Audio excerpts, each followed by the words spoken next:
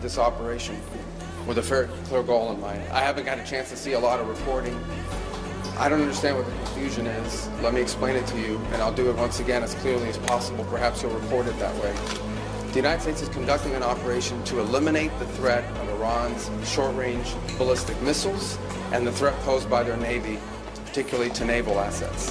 That is what it is focused on doing right now, and it's doing quite successfully. I'll leave it to the Pentagon and the Department of War to discuss the tactics behind that and the progress that's being made. That is the clear objective of this mission. The second question that's been asked is, why now? Well, there's two reasons why now.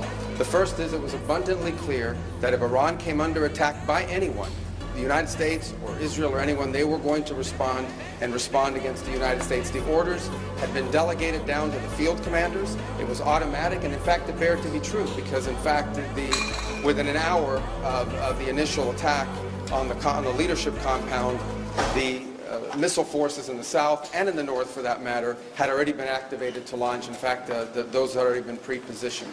The third is the assessment that was made that if we stood and waited for that attack to come first before we hit them, we would suffer much higher casualties. And so the President made the very wise decision.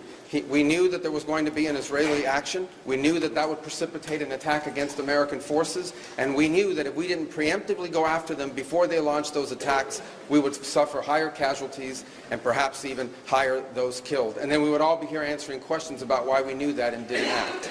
Going back to the purpose. The purpose of this is to destroy that missile capability. Why does Iran want that ballistic missile capability? What they are trying to do, and have been trying to do for a very long time, is build a conventional weapons capability as a shield where they can hide behind. Meaning, there would come a point where they have so many conventional missiles, so many drones, and it can inflict so much damage that no one can do anything about their nuclear program.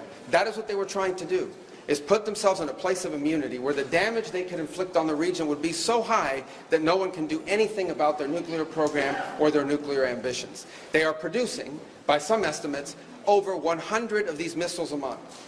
Compare that to the 6 or 7 interceptors that can be built a month. They can build 100 of these a month, not to mention the thousands of one-way attack drones that they also have. They've been doing this for a very long time, and by the way, they've been doing it under sanction.